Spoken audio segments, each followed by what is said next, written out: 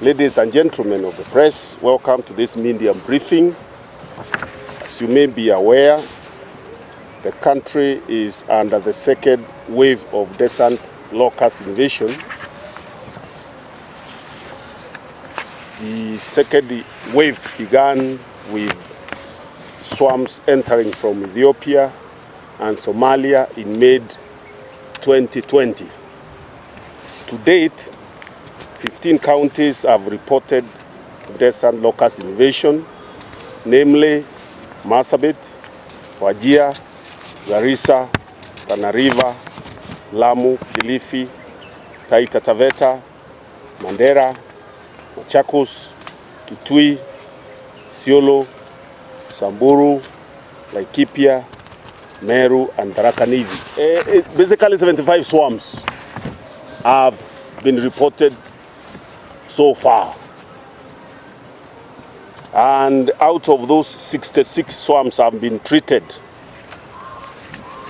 reflecting a total area of 19,100 hectares. So that means 80% success rate in terms of containing and decimating the locusts. As I indicated in Naivasha last year, the government preparedness on desert locust management has been greatly enhanced. The government has established 8 control bases strategically in Isiolo, Marsabit, Masinga, Garissa, Turkana, Mandera, Lamu, and Taita Taveta to coordinate desert locust management operations.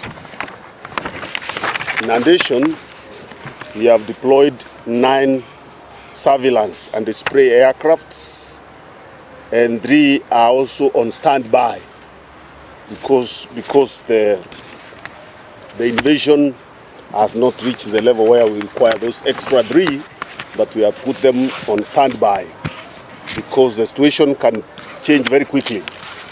A lot of this situation is unpredictable because you can't predict with accuracy how many swarms will be swarming into Kenya from Ethiopia or from Somalia anytime. In fact, the information we have is that there are many swarms along the border across into Ethiopia that are static because the weeds are not blowing. The weeds are also static because of the mountains there.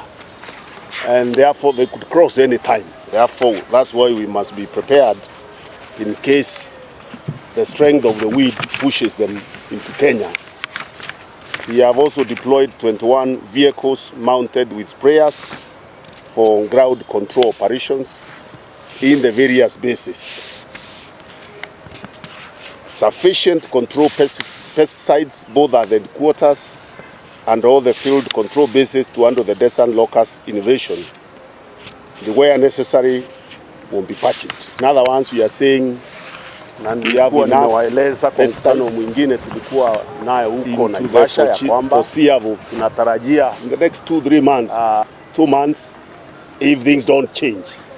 But as I've said, you can't. The situation is always not that predictable. So if the situations remain the way it is, but we still want to add some more just for contingent measures because the demand for the pesticide is quite high. I'm told we are sending 20,000 liters every week into the bases. And the chemicals we use are also, they also operate differently. There are some that are slow acting and are appropriate for ground spraying.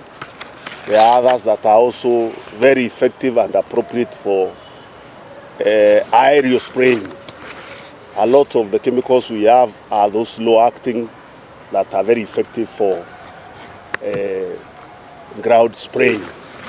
Not that they are not effective in the aerial spraying, but they take longer and you would spend more, you would use more. So we want, we've already agreed in our meeting with all the agencies and partners that are involved in this exercise for us to quickly procure those quick acting ones, so that the ones we have, we can reserve them for ground spraying so that we are more effective. But so far so good. Working with partners, World Bank and FAO, the government has trained over 500 NYS personnel who have been deployed in all the field bases in the country. 500 more NYS personnel will be trained and deployed in the next 2 months.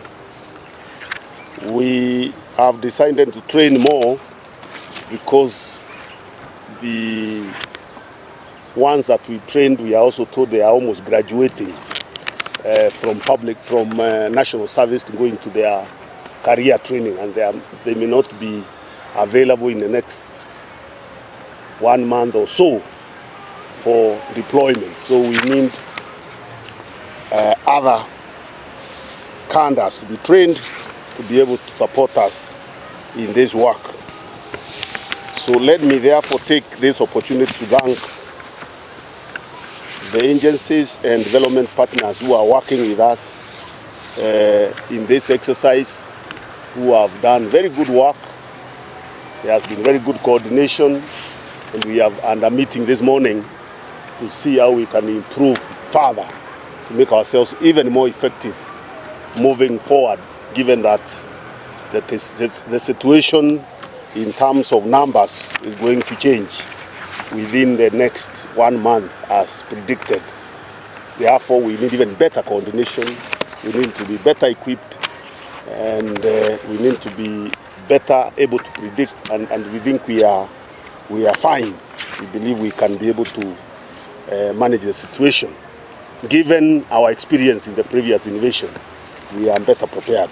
So I want to thank FAO, who have been very valuable partners. I want to thank also the World Bank, who are supporting us in one of our programs that is providing us money to help us in this exercise.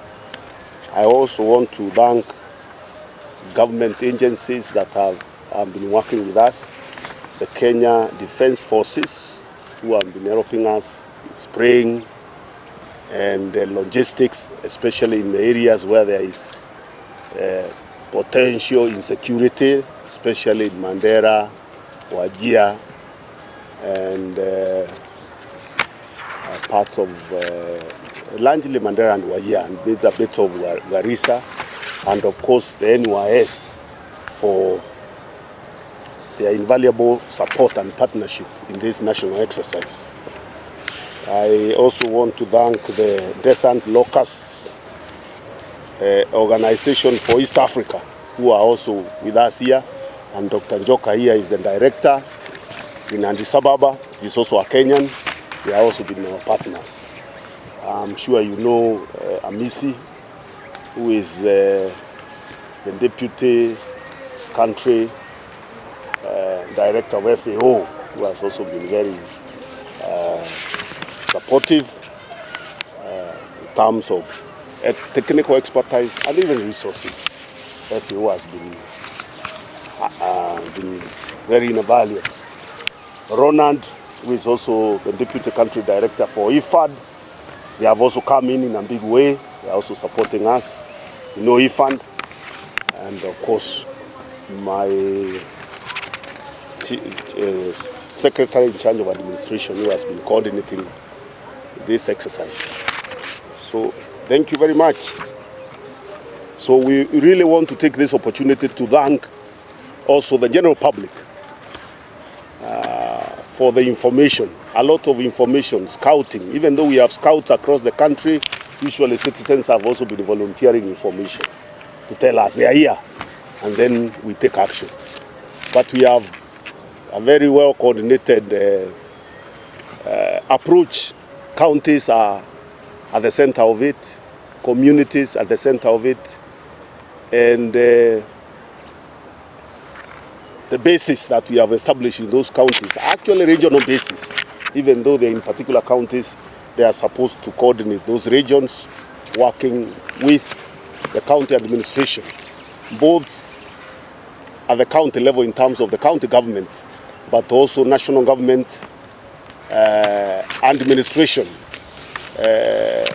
led by the county commissioner and the security personnel at the county. They have all been giving valuable support in this national exercise. So we want to assure Kenyans that the government is adequately prepared to combat the desert locust invasion, and there should be no cause for alarm. We believe we will manage the situation, we will contain it so that there is minimum damage, and as we have said before, where there is damage, again we'll work with the communities to restore livelihoods that are affected by the invasion. Because we live in a region that has challenges, and irrespective of what we do internally in the country, we are not in control of what happens in other countries. We are not in control of what happens in Ethiopia and Somalia and Yemen. So even when we cleared the locusts that were homegrown here, the ones that invaded and the remnants, we were not able to do much across the borders, and that's why we have this second invasion.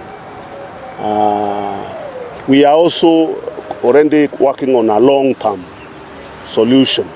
Now that we are in this situation and we can't control elsewhere, what do we need to do? How do we maintain our capacity that will help us to deploy quickly? And we want to look at a long-term approach to this problem that seems that it will be with us for quite a while. So thank you very much.